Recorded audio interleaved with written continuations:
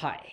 I usually try not to share too many aspects of my personal life on social media for obvious reasons, but today I feel like I have a better chance than ever to tell you something that I'm assuming a lot of you already know about me, but at least a lot of you may have assumed. I am a professional dancer!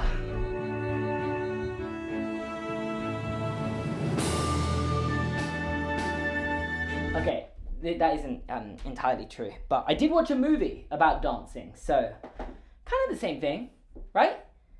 No, okay, not really. Let's just get into the video about that movie because that's what you're here to watch. Barbie in the 12 Dancing Princesses. Wasn't that bad for what it is, in my opinion. You know, being a less dark and tragic telling of a Brothers Grimm fairy tale, turning it into a much sweeter story about sister bonding without all the if you fail within the set time limit, you will be sentenced to death stuff. You know, this one was a lot less that, with somewhat, I'm going to assume, are great dance numbers that I definitely cherished watching every second of and did not in any way disrupt the pacing of the story, in my opinion. However, with that said, the soundtrack was impeccable. I don't want to get too nerdy about this. This wasn't a musical, so to speak. Like, the characters do sing a little bit, but it's not like The Island Princess or The Princess and the Pauper where you kind of have to like the musical numbers to like the movie because, you know, it's a musical. This is much more subtle, and I don't know if the music's original and written purely for this film, but it sounded very like romantic-esque symphony type music, and I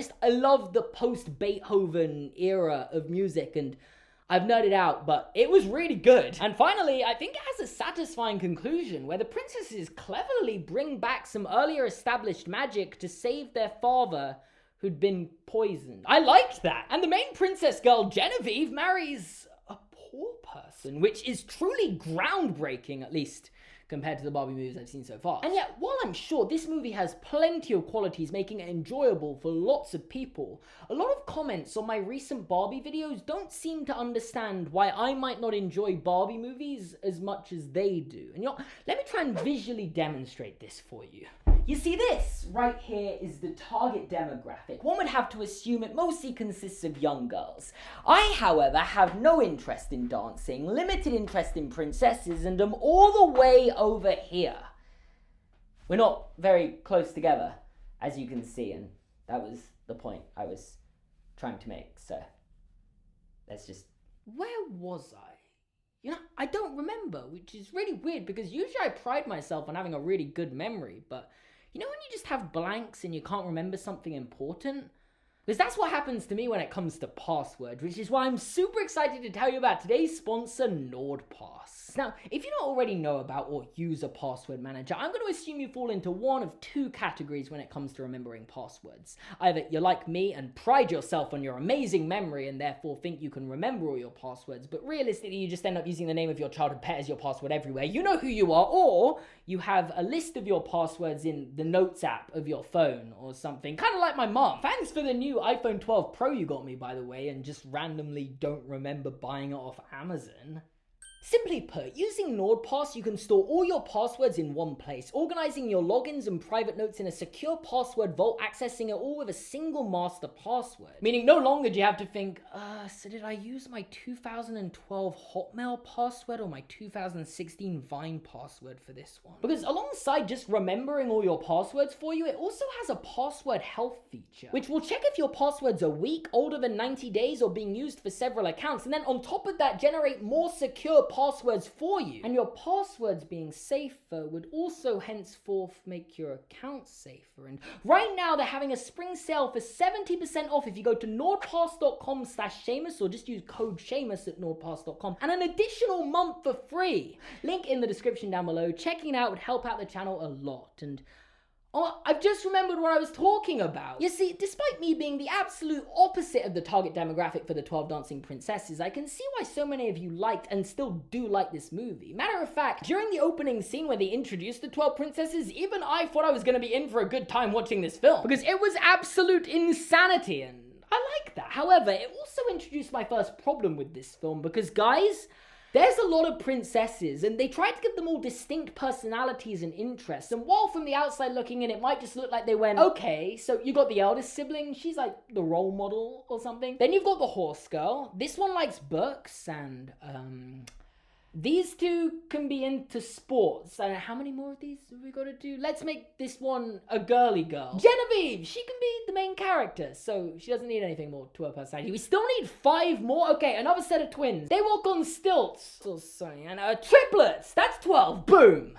But to be honest, I'm not even sure that's a fair representation. Even the 5-year-old triplets have their own character traits and passions. Like this one, who's super clumsy. You know, at least she tells us she is. And therefore, when she falls over and grazes her knee in the magical dancing land place, she discovers the magical healing water. Which is, of course, brought back to save the king later. Or you've got this one, who's super into bugs, I guess. Except that doesn't actually come back into play later in the story beyond a, oh no, one of them got loose joke. And I get it, you're trying to make a film about 12 different princesses, but, and I never thought I'd say this about a Barbie movie, there's too much to take in for a film that's an hour and 20 minutes long, and I personally would have much rather a story focusing around a few of the princesses together and their shared interests. Since, you know, just because they're different characters doesn't mean they're not allowed to like the same thing. You know that, right? And I think it could have done with a more natural showing us why they like what they like so we can actually visualize it rather than just telling us in a complete, let's introduce all these characters with their totally different and insane interests all at once. And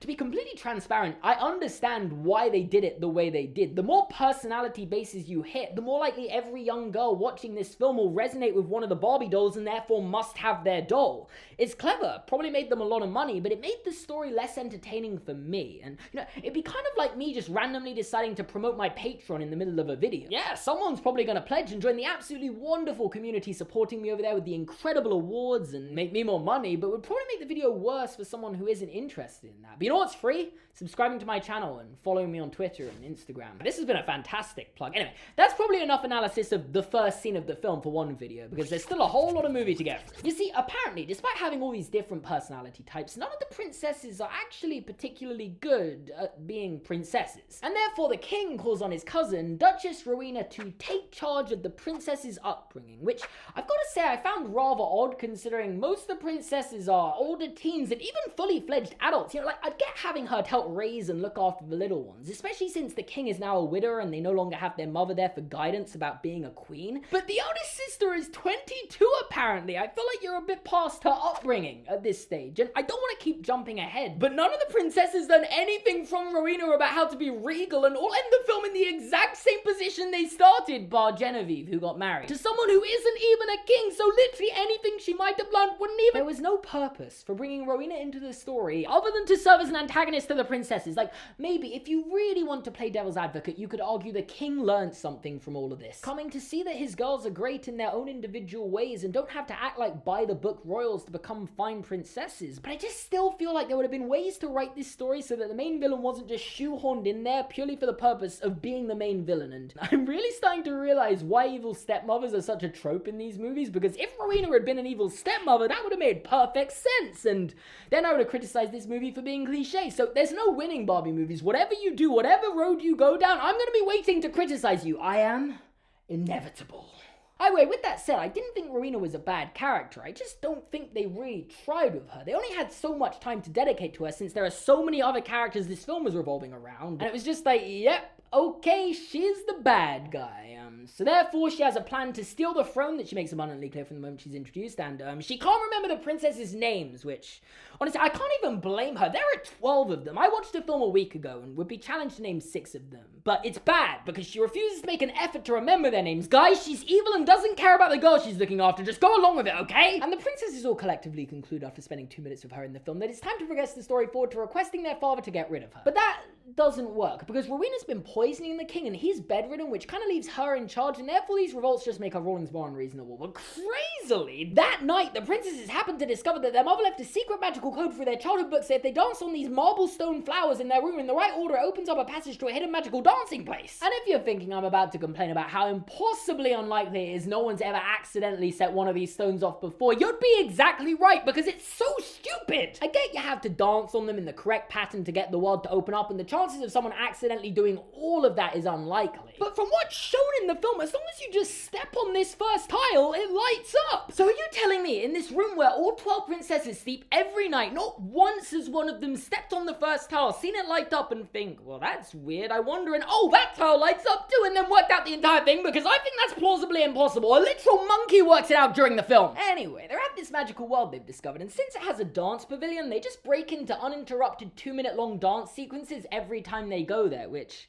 the music was good, but I'm not gonna lie, dancing isn't my thing. It doesn't pique my interest at all. I think it's great that a movie like this could have inspired young people watching to go on and want to dance themselves. That can only be a good thing. Unfortunately, I think we can all agree, I'm not cut out to be a dancer. So I'm gonna spend the next section of this video complaining about these wish-granting flowers that just exist. Because complaining about Barbie movies is what I'm good at. You should be happy for me, really. And I'm not gonna lie, I don't think there's anything that annoys me more than an unlimited wish-granting plot device. It's just the most convenient thing, purely used to get the characters out of any impossible situations they might be stuck in, but also raising any and all stakes there might have been beforehand. And in a movie like Aladdin, I can kind of work with it. He's got 3 wishes. Once he uses them up, he's done. At least there's a stake there, and the story's more about what he's going to use those wishes on rather than using it to get him out of tricky situations, for the most part. But there are so many flowers. They could have asked for whatever they wanted, and for some reason, they just don't, but they do ask to dance, so we get 12 dancing princesses. And by that I mean they literally dance all night, until they actually wear their shoes out. And that's what we call being faithful to the source material. However, because they were out all night, they're all obviously very tired the next day, which brings us to my favorite scene in the entire film. Nay, my favorite scene in any Barbie movie so far. Because look at this cut. Good morning, ladies. I want to frame by frame analyze this to its core. You see, it's actually genius, with Genevieve happily asleep in her bed, then she's abruptly awoken and is suddenly sitting up at the breakfast table. You see, and I may be wrong, but I think this symbolizes that she's going to be tired today, but that's the beauty of it. It's all up for interpretation. Either way, from there this storyline kind of just repeats itself a few times over the course of the film. With the girls going back to this secret magic dancing place and doing different dances, I find it very uninteresting, but I don't really want to criticize it because, as I said, a movie that can inspire young people to want to do something is good, so I'm gonna skip through all of that. It's nice. I'm happy for you, Barbie movie. And in the meantime, Rowena has turned into a detective by this portion of the movie. I don't know. Her monkey keeps discovering the girls want out dancing shoes, and she's trying to work out where they keep going every night, so they tell her the truth, all about where they went and how they got there, because, that's how the characters are in these movies. And yet, she doesn't believe them, so she makes them do chores all day, and because of her strict rules, they can't even sing or dance to pass the time. Yes, this movie suffers from the exact same problem as The Princess and the Pauper in trying to make me feel sorry for princesses. Which, for the record, I am never gonna watch a film and think, oh, that poor monarch, their life must be so hard at this moment. Yes, you have to clean things and do chores. Welcome to the life of everyone else in the world. I know they're not real, but I just feel like this film is trying to get under my skin.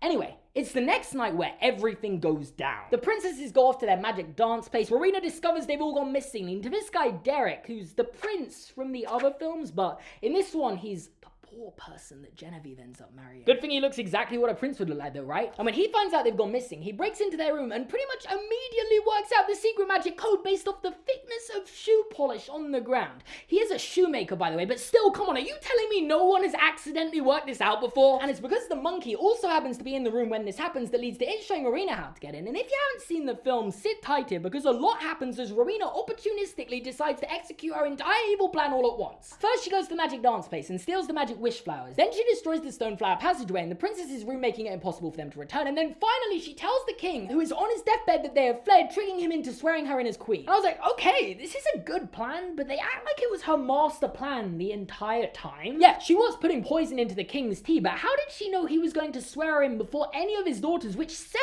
are of age? Or that she was just going to get this chance to dispose of all the princesses really easily moments before his death, making her his only real option. I mean, I'm happy your plan worked. I just can't help but thinking it worked too well. And I mean, if it weren't for the wonderful dancing on marble stone flowers plot convenience, that would have been that. But you know how it is. The princesses managed to find their way back and plan a siege on the castle, which I've got to say, as final acts go, this was pretty good. They brought back a lot of the princesses' interests that I mentioned earlier and used them to their advantages against the guards who believed them to be treasonous, because they're completely loyal to Rowena now. And Rowena goes full Pia Totem Locomoto, using her wish to get the statues of armor to protect her, which I'm not gonna lie was really cool, and I thought I was gonna end this video on a really positive note because I genuinely did enjoy a lot of the end of this movie, but it ends with one of the most cringy and just hilariously bad moments I've ever seen, as Rowena plans to use her final wish to curse Genevieve to dance forever. And I'm sure you're all too familiar with the sword deflecting magic trick. It's the oldest one in the book. You know, pull out the sword, deflect the spell, and the caster gets to taste their own medicine. Well,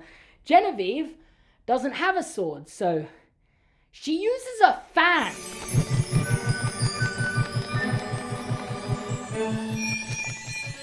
What's happening? Oh, God. They use the magic healing water to bring their father back. Rowena dances forever into the moonlight, and then all of a sudden, Genevieve's marrying the shoemaker in the next scene. And like, I know every relationship in these movies are rushed, but this genuinely has not been established beyond this single awkward scene. Oh, how romantic.